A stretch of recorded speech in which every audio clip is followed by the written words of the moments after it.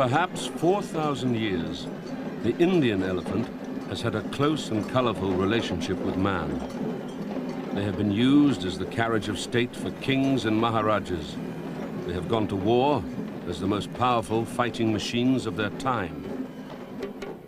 And, until quite recently, they provided the only heavy lifting equipment available for many enterprises, especially logging.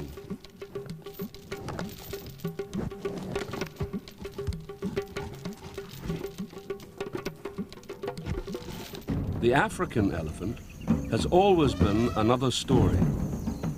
Bigger, heavier, and perhaps fiercer, it has generally been said to be untamable. Even today, well-informed naturalists often state that the African species has never been domesticated and that it is impossible. This is the story of an almost unheard of place where long ago they achieved the impossible. Garamba.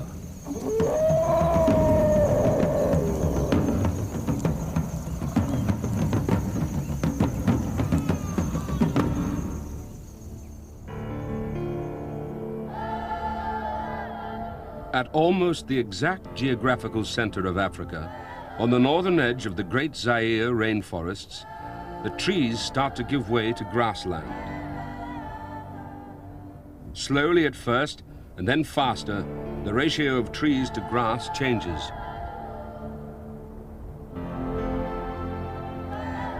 And here, on these sweeping savannas, is the Garamba National Park.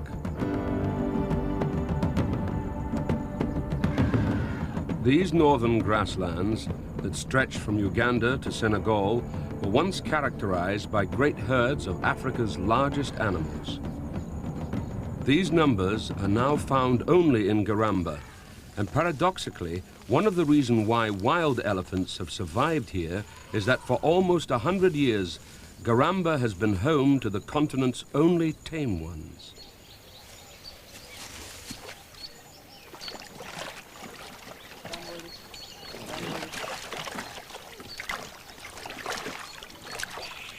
Garamba is also home to the world's last herd of northern white rhinos, 8,000 wild elephants, and over 3,000 hippos.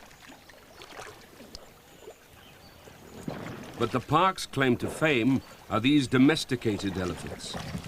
They are the bearers of 100 years of tradition, the survivors of 30 years of chaos, and to ride them through this wild place is a unique adventure.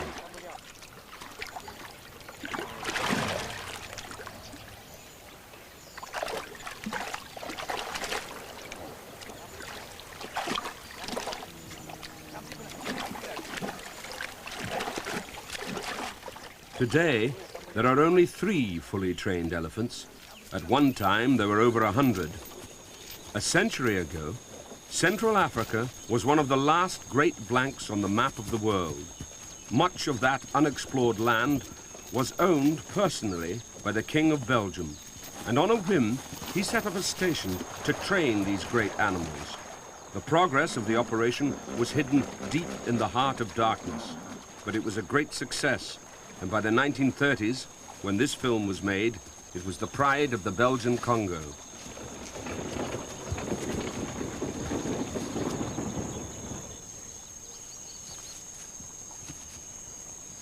In those days, elephant capture was terrifyingly simple. A team of 15 Africans would chase a herd on foot, isolate a youngster, lasso it, and drag it to a standstill.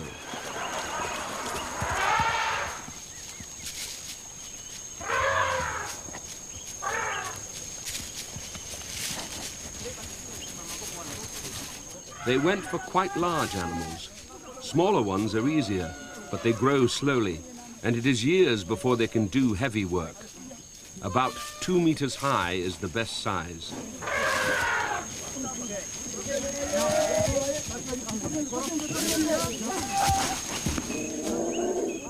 It was as dangerous as it looks. In the capture of some 200 elephants spread over 70 years, 50 men lost their lives.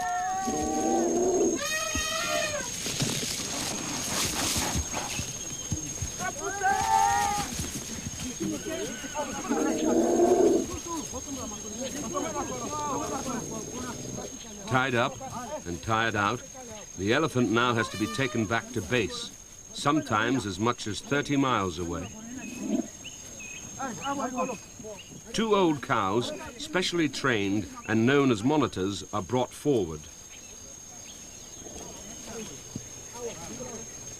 Sandwiching the distraught animal, their caressing trunks and pressing bodies have an immediate calming effect.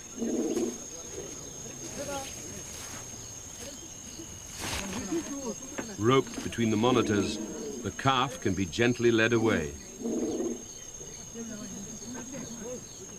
Within 6 months, it will be carrying a man and doing light work. So, for nearly 100 years, African elephants have been successfully domesticated. But that's in modern times. The story actually started over 2,000 years ago. Here, carved on a temple in Meroe, the ancient kingdom of Kush, now the Sudan, several slaves and an elephant are readied for their journey up to the Mediterranean. Around 300 years BC, the Roman supply of Indian elephants was cut off, so they turned to Africa. For the next 13 centuries, expeditions plundered the Upper Nile, bringing back many types of animal. Meroe was 1,200 miles from Rome, so a chain of at least a dozen ports were built down the Red Sea, and special ships constructed to carry this extra heavy cargo. The elephants were in demand for ceremonials and parades, but sadly, the main use to which these gentle giants were put was warfare. The battles must have been unbelievable chaos. The elephants' main job was to terrify the enemy horses and to flatten their fortifications, and they were known as the breakers of walls. 2,000 years ago, these were the tanks, and like tanks, they had their weak spots. They were easily disabled by scattering metal spikes which stuck in their feet.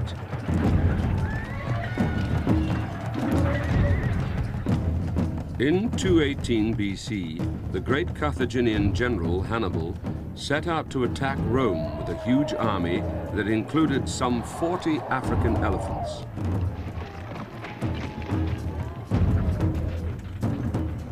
He's remembered for his legendary crossing of the Alps, when he took that army over a snow-covered 10,000-foot pass and down into Italy. Over 20,000 men perished in that 2-week journey. How many elephants were lost is not recorded.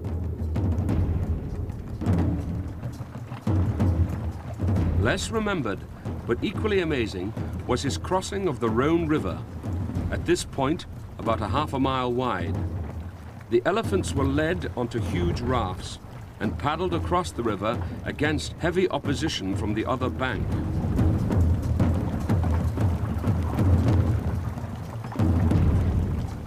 Most of the elephants jumped ship halfway across.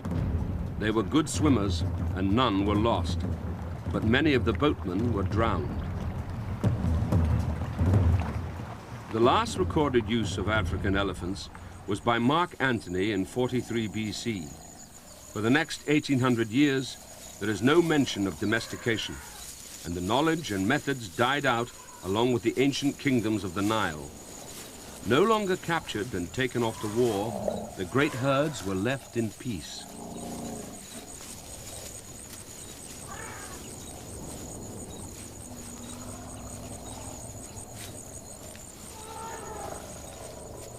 Then, in 1879, King Leopold of Belgium had a cunning plan and financed one of the strangest ventures Africa has ever seen. Later that year, 4 Indian elephants and their mahouts arrived from Bombay off the coast of what is now Tanzania. The plan was to march them 1,500 miles into the almost unknown heart of the continent, and there use them to train the local people and elephants. For the Africans on the coast, It must have been an incredible day. In 1879, Central Africa was a terrifying place. Slave raiders kept the tribes in a state of turmoil. Wild animals and disease were rampant. It was not a great time for a technology transfer of this sort.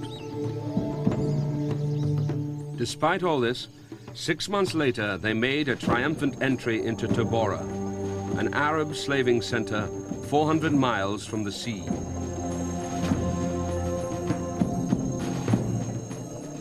But this was to be the high point of the expedition.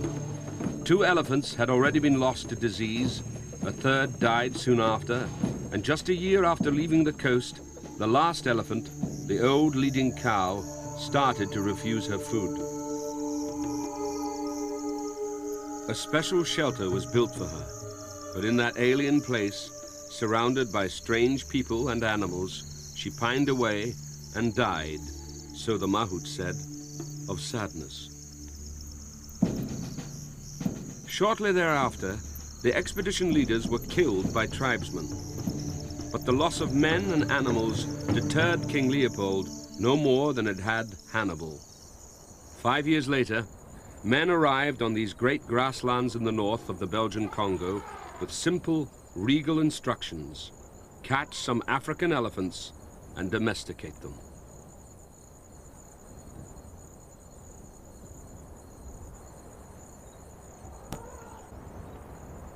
The chosen men were a special breed, aristocratic military officers, mostly from cavalry regiments, accustomed to commanding tough men in rough places. The whole operation was run along military lines, and despite their lack of experience, by the 1920s, there were 40 fully trained elephants, as tractable and hard-working as any in India. By the end of the 30s, 120 elephants were at work. The whole operation was a tremendous success. They provided a local transport system. They cleared the woodlands for plantations.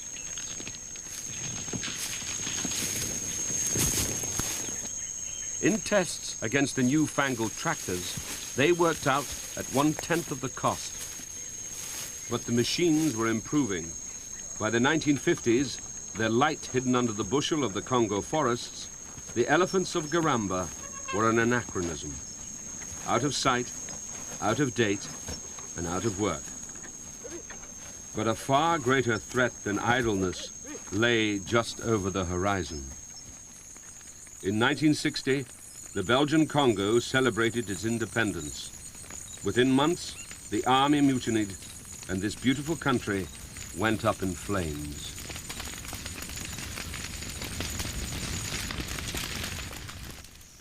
An old elephant Mahout, Mabinza, tells his story to the park warden's children.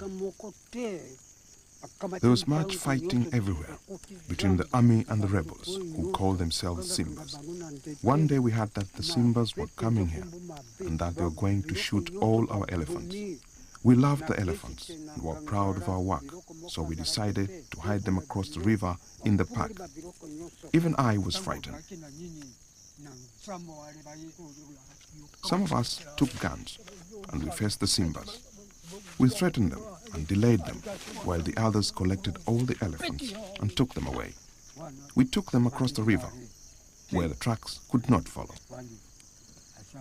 It was a dangerous thing to do, but I was young then.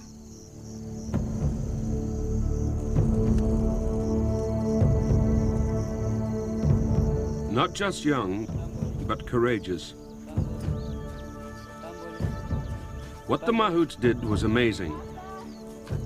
Gathering up 23 elephants that were close to the station, they grabbed some supplies and headed out into the park.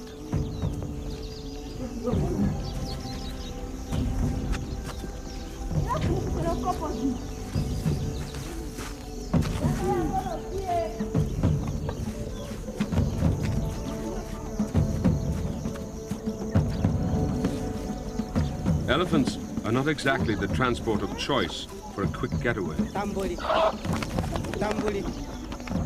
But they did have one advantage. They could cross the swollen Dungu River.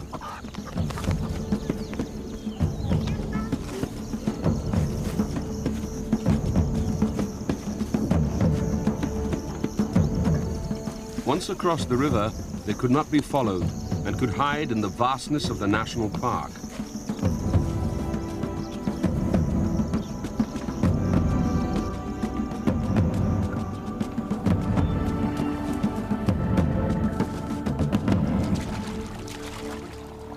For 8 months, the mahouts hid the elephants in the park, chaining them to trees every night and moving them every few days.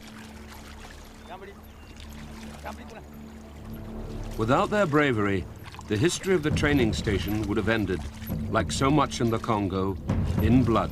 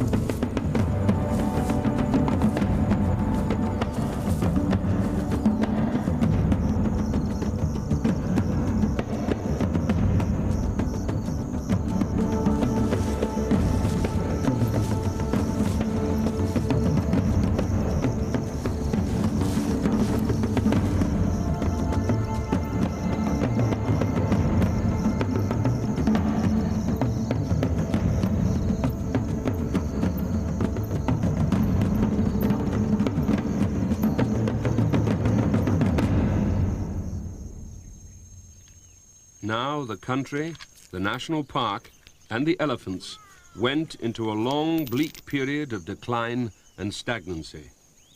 The Kornaks grew old and lost much of their knowledge and confidence in handling the animals. For the elephants, there was nothing to do. Old age, accidents, and disease slowly reduced their numbers.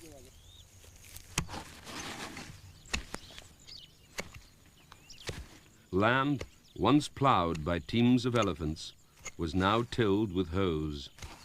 The roads went back to bush. The bridges collapsed. The ploughs rusted in the long grass, and the elephants became uncooperative and dangerous.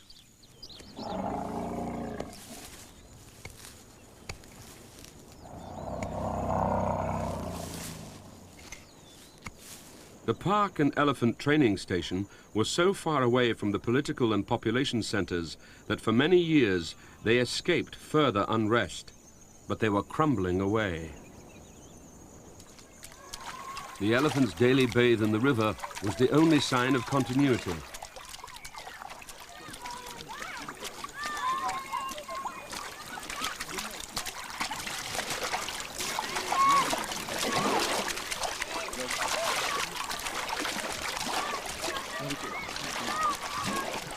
Across the river, the wild elephants in the park were left in peace, and for the next 25 years, the land settled back to what it had always been, a vast tract of untamed Africa, subject only to the timeless cycle of the seasons.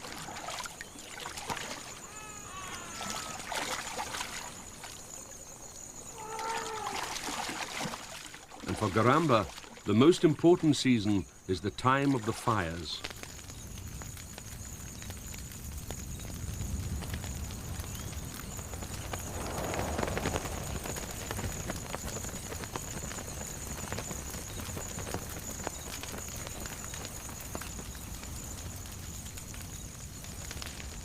These long grass savannas stretch across a huge chunk of Central Africa, 250,000 square miles, and fire is an important element in their existence.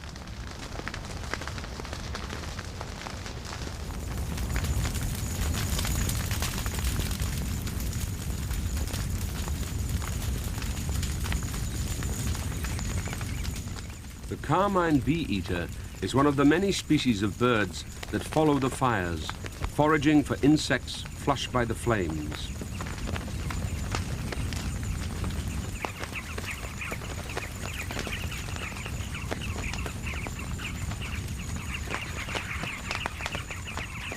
Only birds and fish are safe from these fast-moving walls of fire.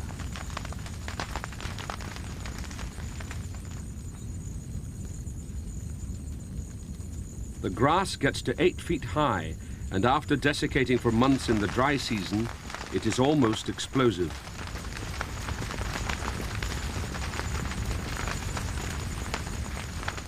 With strong winds behind them, the flames could easily engulf even elephants. Regurgitating water from their stomachs and squirting it over their backs for cooling, they head for the nearest valley and cross the swamp to safety.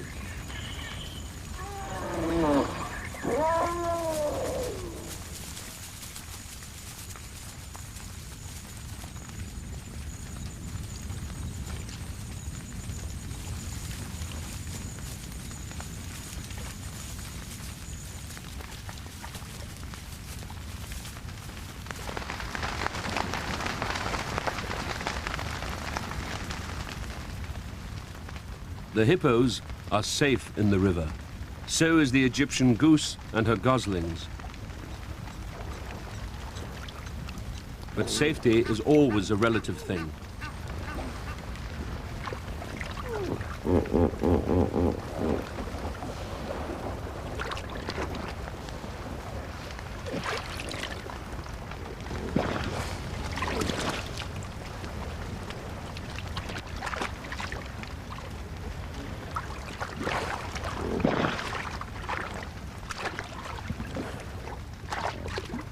Hippos would not normally attack the geese, but made nervous by the flames and forced into this proximity, one might make an annoyed snap.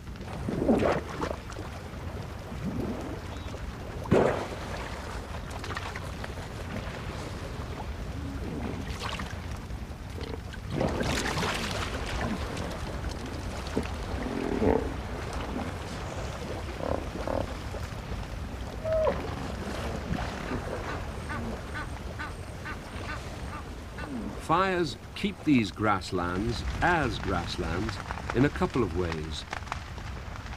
Firstly, they make it very difficult for young trees and shrubs to grow.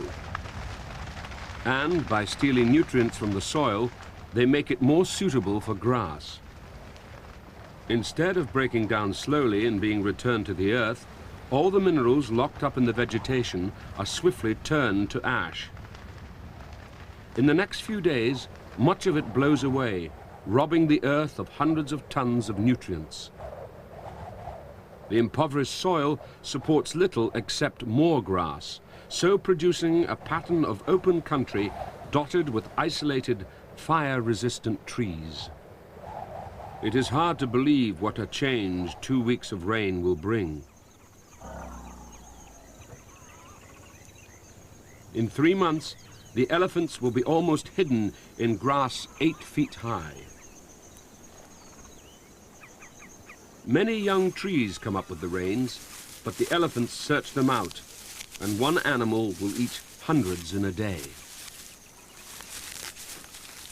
So, between the elephants and the fires, the distinctive vegetation pattern of the Garamba savanna is maintained.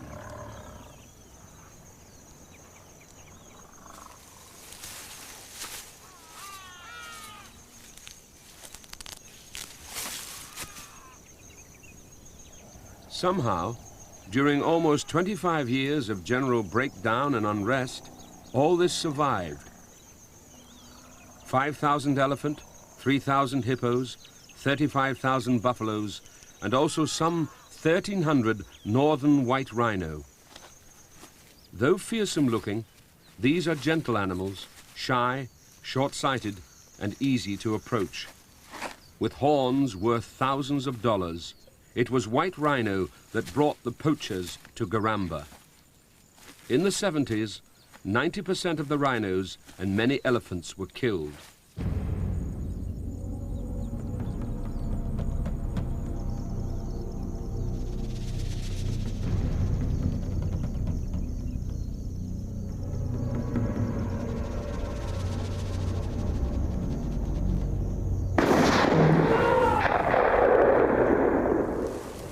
The animals and the park were dying.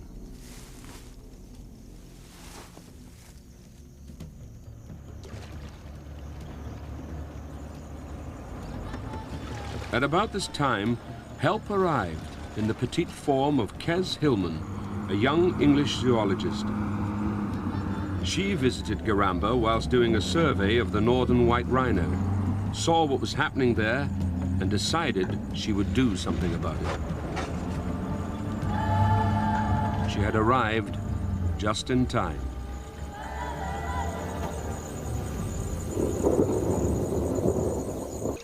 It took Kes Hillman 4 years to gather support from the Worldwide Fund for Nature and the Frankfurt Zoological Society for a project to rescue Garamba. By the time she returned in 1984, the rhino population was down to just 15 animals. The number of domesticated elephants had dwindled to 4 old females. There was work to do. Under this huge tree, at the most beautiful spot in the park, she got married to a South African game warden, Fraser Smith.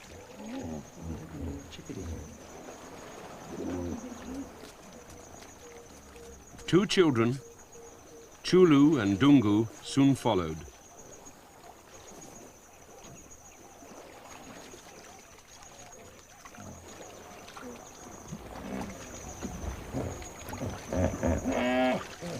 A Zairian zoologist, Dr. Umbaima Atalia, joined the team to lead the research work. Fraser was to work on the huge task of rebuilding the park. His partner would be the chief park warden, Mohindo Messi, a tough customer with years of field experience. Others would take part over the years, but these 4 were to be the main players in the saving of Garamba and its domesticated elephants.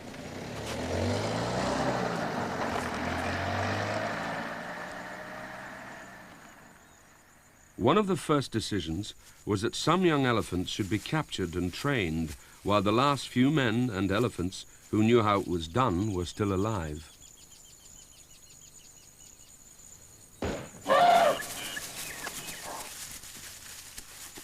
With a modern dart gun and drugs, it was all a lot less exciting and traumatic than the old way.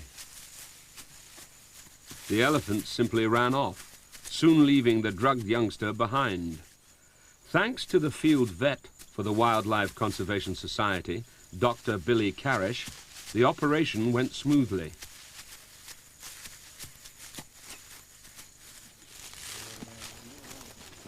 Yeah, stay safe.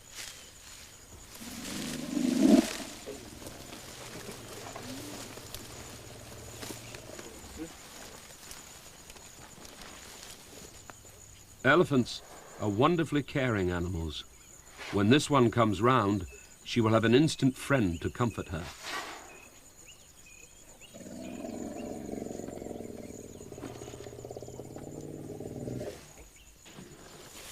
Within a couple of weeks, she had also made friends with Gode, her keeper, and discovered that there is nothing in the world quite as good as mangoes. Argument rages as to whether wild animals should be exploited in this way.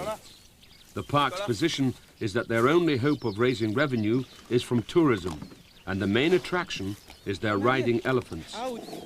If this handful of captive animals can be the means of safeguarding the entire park, it is an argument that is difficult to refute. Meanwhile, Garamba needed rebuilding.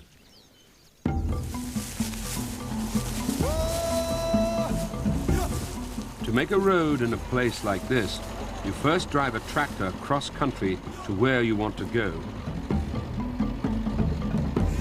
The faint tracks are then followed by a gang of men with hoes. So far, with this back-breaking method, they have put in over 200 miles. But sometimes the road has to cross a river, and every year the rivers flood.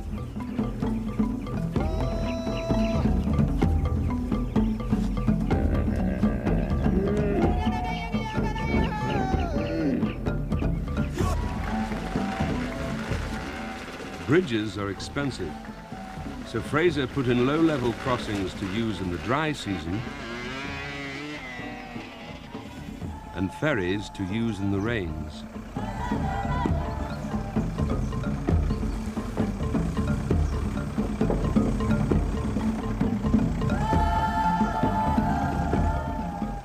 Out in the park, a chain of patrol posts had to be built. Construction usually started before the roads got there, so a team on foot would make a rough airstrip, and every sack of cement had to be flown in.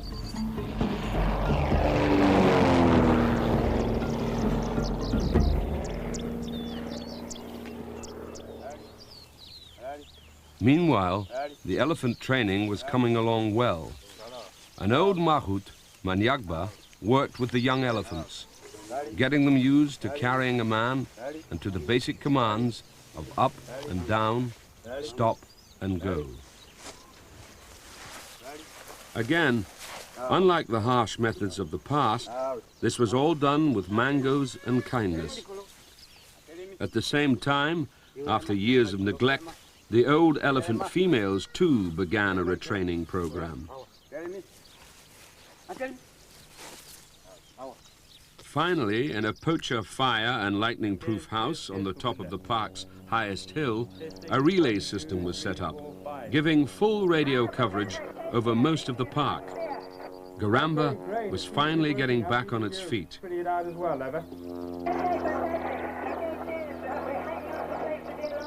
While all this was happening, Kes, together with Mbaima, continued their research on the northern white rhino, and with the counting and monitoring of all the other inhabitants of the park. Their regular flights slowly built up a picture of animal distribution and numbers, vegetation changes, the effects of fire and poaching, and all the other information necessary for the managing of the park.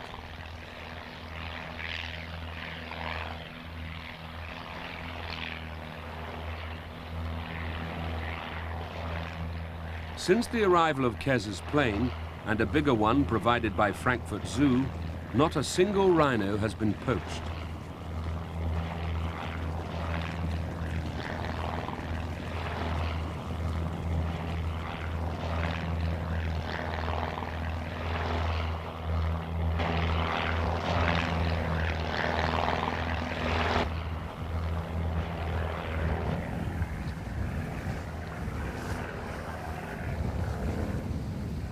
The aircraft were invaluable for checking on the rhinos, but for more detailed studies, a better means of transport was available. After 25 years in mothballs, the elephants had forgotten a lot of their training, but they were now put to work again and provided a great way to get close to the shy but short-sighted rhinos.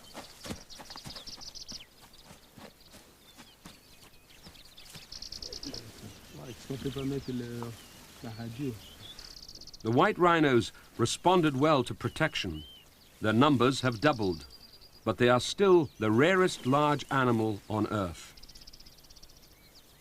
One aspect of Kes and Mbaima's research concerns a threat to the future of these animals. For while poaching is now mostly under control, there is still a hidden danger for this new calf.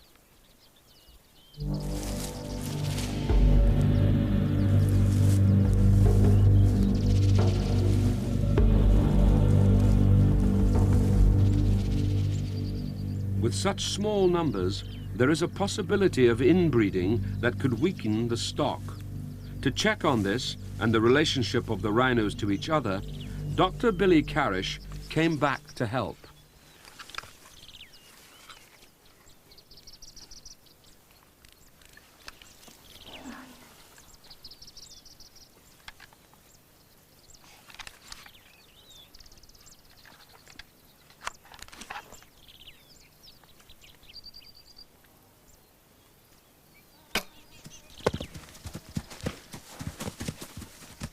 The rhinos run off, slightly puzzled perhaps, but unhurt and none the worse for the experience. The dart has fallen to the grass, It looks like a failure, but that is what was meant to happen.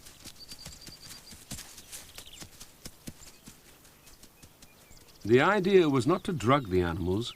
They simply needed a small tissue sample to make DNA tests for the animal's identity.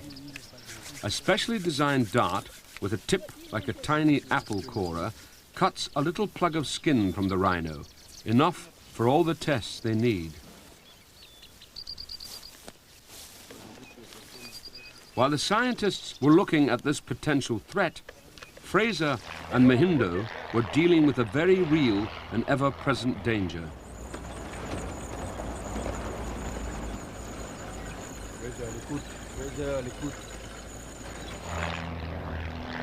Civil war in the neighboring Sudan has brought an influx of armed and hungry men into the area, and poaching is on the rise again.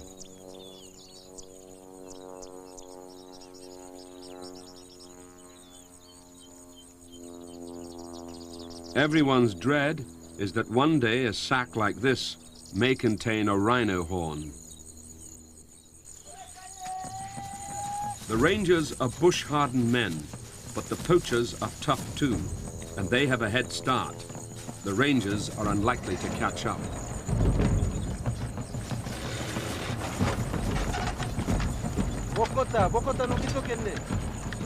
Mahindo tries to cut them off. And with Fraser showing the way through the long grass, he almost makes it.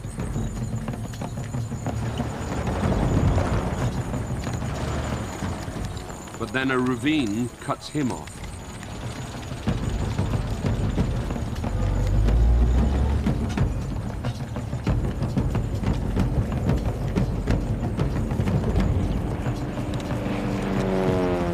Fraser can keep them on target, but the rangers are losing ground.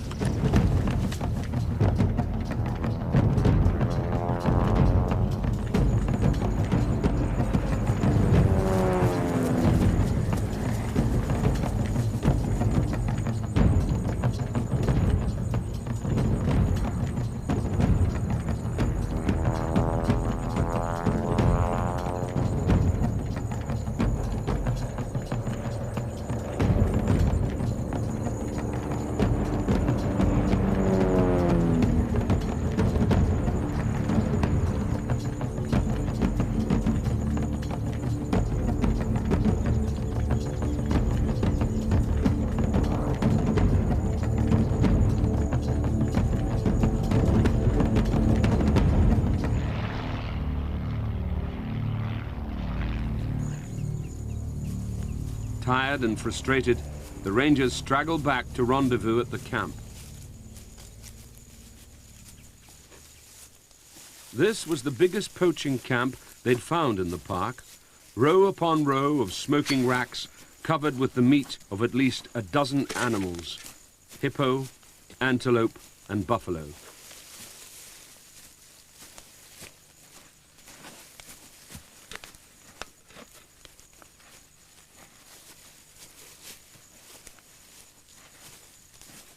Most of the poaching is for meat, but the Sudanese are well armed and many have had military training.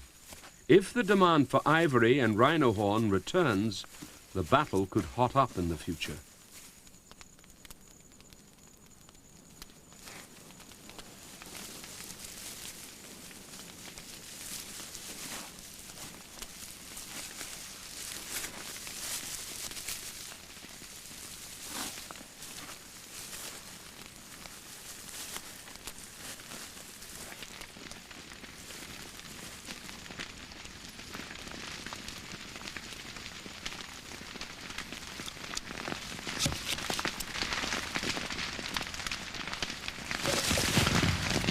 Apart from a few pots and pans and the meat, the poachers have lost nothing.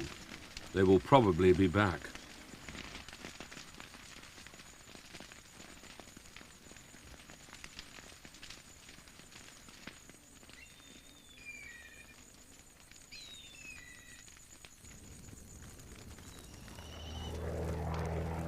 A week later, one of Mahindo's patrol posts was burned down.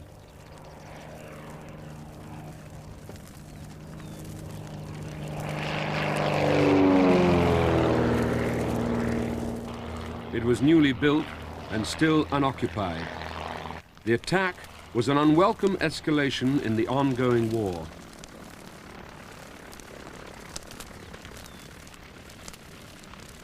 Investigations later showed that this was done by poachers from over the border.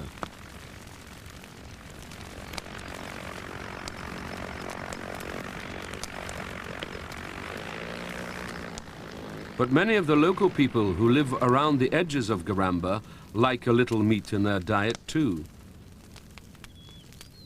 Rather than chase them out or put them in jail, the parks are trying to improve relations with these people, whose goodwill is so important to their future. Ideally, this would take the form of services like schools and clinics paid for by sharing of the park revenues. But with the present political situation in the country and the difficulty in simply getting to Garamba, there are very few tourists, so very little revenue to share. No money for compensation for crops damaged by park animals or to give any benefits to the park's human neighbors. Unless and until that situation can be changed, it is difficult to see very far in Zaire.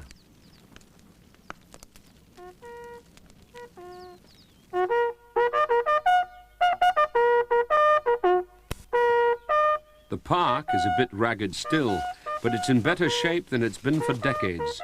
There are roads and communications, a proper infrastructure, and poaching is being held at bay. Best of all, the old elephants have been rescued from their chains and retrained. The 100-year-old traditions of this unique place are carrying on. This cow, Luiro, was captured in 1952. So she is about 45 years old. She is a monitor, a senior guide elephant used to calm down newly captured animals.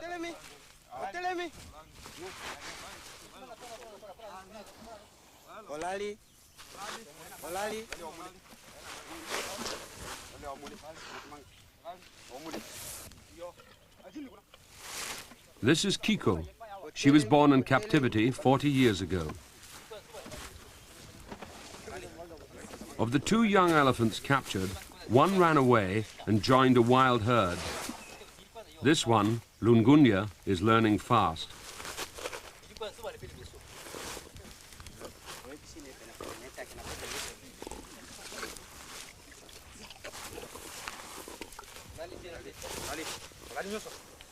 Luputu was captured in 1957, so she is probably also 40. Despite neglect and a lack of routine and discipline for nearly half their lives, these elephants are now tractable, trustworthy, and ready to go to work.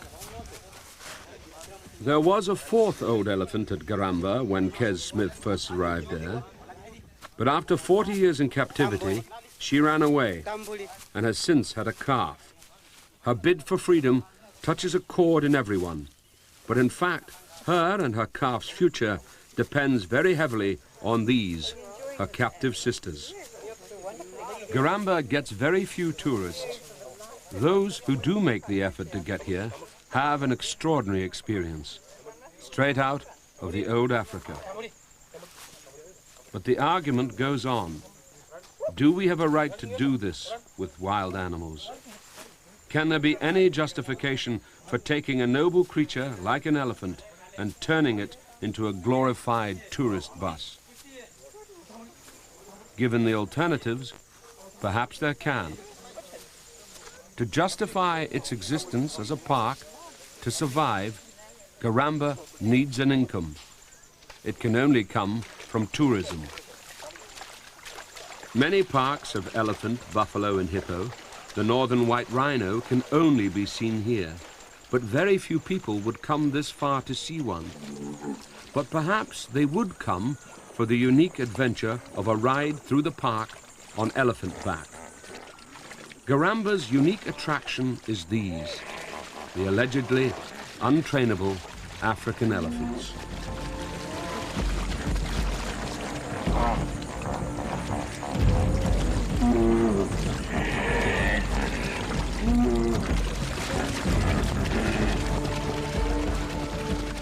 Without these impossible elephants, Garamba has little chance of making money. If it can't make money, these hippos and many thousands of other animals could disappear.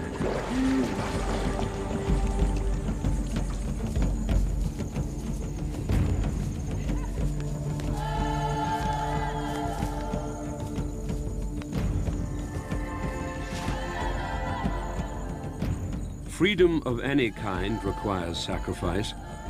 Perhaps, if they could be asked, the animals would agree that the freedom of a few individuals is a small price to pay if it buys security and a future for all the species in the park.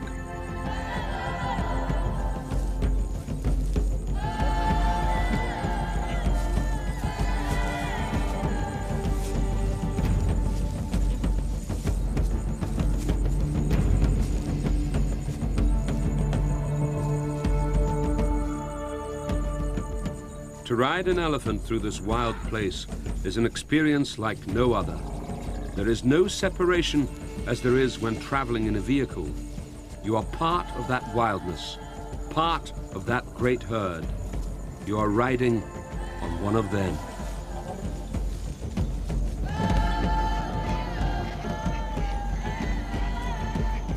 And the Garamba animals are not blasé creatures accustomed to seeing tourists.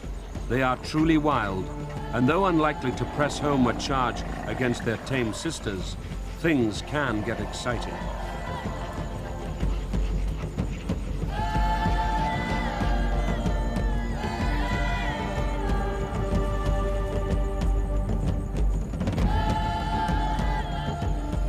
One group is disturbed by the smell of humans. They have memories of poachers, and they run to join the main herd.